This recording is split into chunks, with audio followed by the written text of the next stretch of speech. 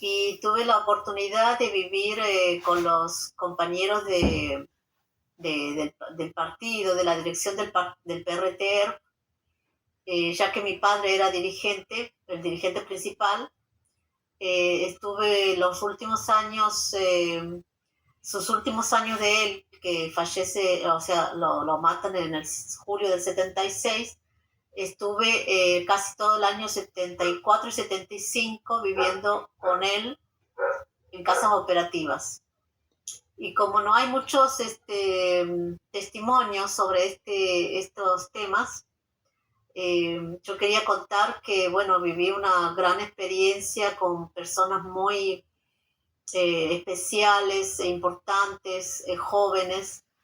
que se llevaban muy bien entre ellos, que muy joviales, con mucha energía, con muchas ganas de hacer la revolución, de luchar, de que este, bueno, por ejemplo, si había alguna casa que estaba en peligro, venía la persona, podía venir a vivir en otra casa, en mi casa, en la casa de mi padre o en la casa de otros compañeros, porque por cuestiones de seguridad, ¿no? Porque podía caer su casa, entonces venían, entonces iban y venían hasta parejas. Viví bueno, me cambié varias veces de casa también, eso tengo que decir, porque por cuestiones de seguridad. Y viví con diferentes compañeros, con compañeras, con parejas. Y bueno, todo fue, a mí me gustó mucho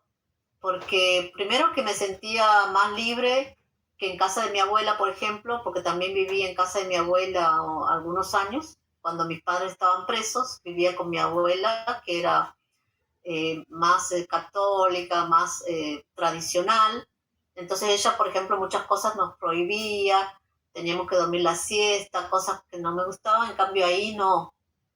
como ellos eran muy jóvenes, me sentía más libre, de ir a jugar o de salir, de estar en la vereda con, bueno, cosas de niños, ¿no? Bueno, aunque ya no era tan niña, tenía 12, 13 años en ese momento. Pero tenía mi hermana que tenía un año menor y otra hermana que tenía un año más que yo. Entonces siempre estábamos las tres o con otros hijos de compañeros haciendo grupo. Pero a lo que voy es que, por ejemplo, los compañeros ya eran, ya en los 70, estos compañeros eran más adelantados que la mayoría, por ejemplo, no eran machistas, no hacían diferencia para las cosas de la casa, por ejemplo, cocinaba, podía cocinar un hombre, podía lavar los platos un hombre, mi padre mismo lavó muchas veces los platos, eh, porque él, bueno, cuando ya era, sobre todo al principio, ¿no? De su militancia lo hacía porque él consideraba que la mujer no tenía que ser explotada y que todos éramos iguales y que, bueno, él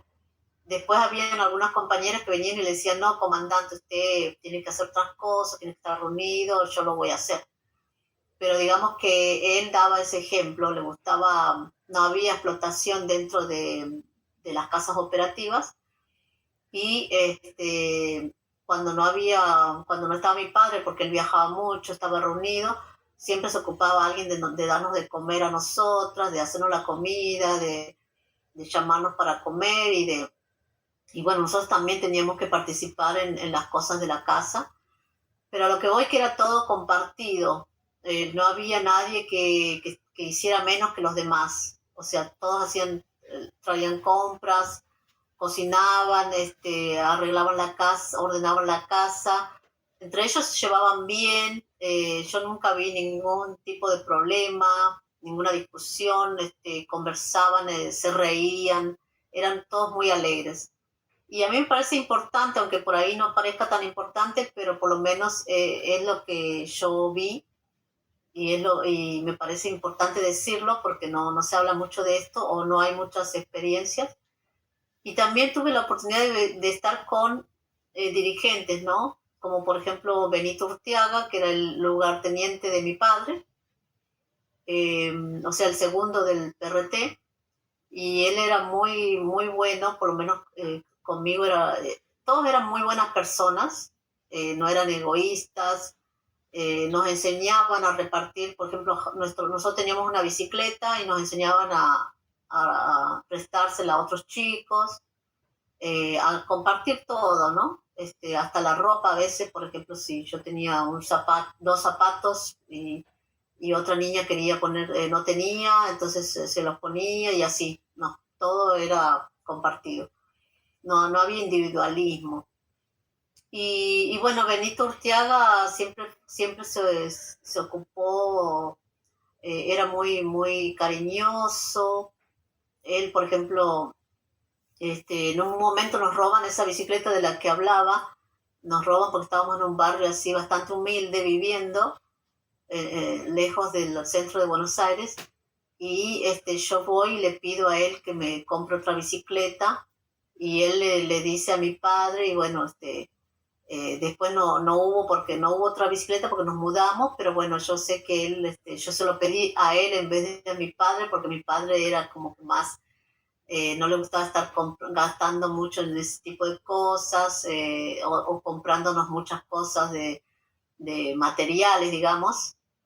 No querían criarnos a nosotros con esa forma de consumir, ¿no? Con el consumismo. Entonces se lo pedí a él y bueno, él se lo dijo a mi padre y así, pero yo me acuerdo de eso, que él era muy, que se preocupaba, igual que el Gringo Mena, también era otra, yo los consideraba tíos, que también era un dirigente muy importante, que también murió, o sea, fue secuestrado, fue torturado muchos meses en Campo de Mayo. Y Benito Urteaga murió el mismo día que mi padre porque estaban juntos en el departamento cuando llegan los militares y bueno, se arma un combate, o sea, ellos comienzan el fuego con sus armas y bueno, mueren ahí los dos, pero ellos ya tenían, yo creo, ellos por supuesto que jamás me lo dijeron porque yo era una niña, pero yo creo que ellos ya tenían esa idea de que en caso de que llegaran los militares a su domicilio o cualquier lugar donde ellos estuviesen, ellos iban a resistirse y no se iban a entregar con vida. Y,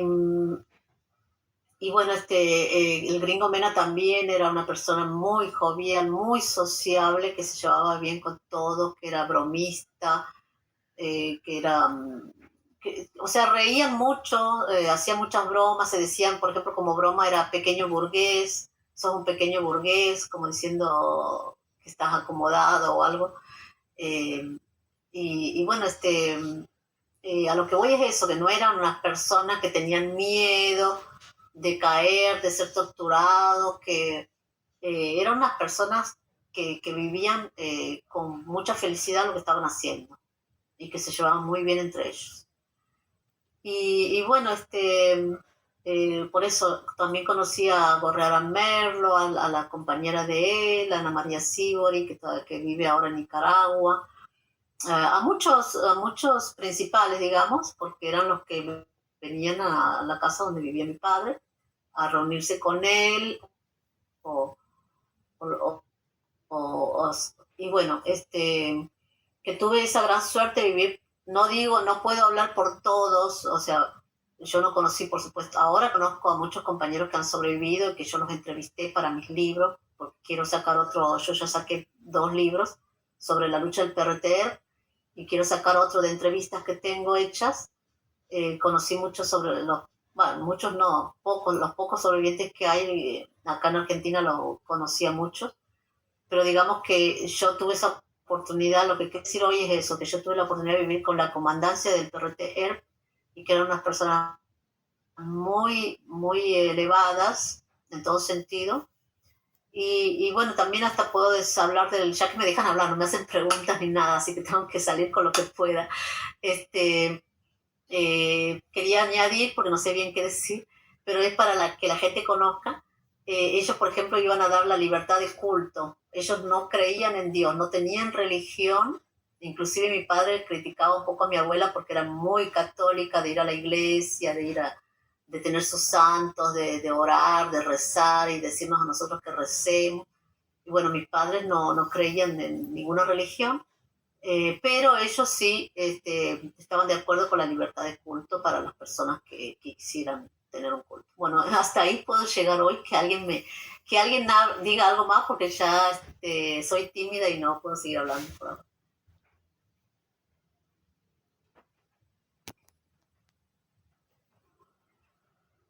Obrigada, Marcela, pelo seu breve histórico aí, né, da sua infância, da sua vida. Vou abrir aqui, chamar o companheiro Jandir. Normalmente uno ve solo los hechos,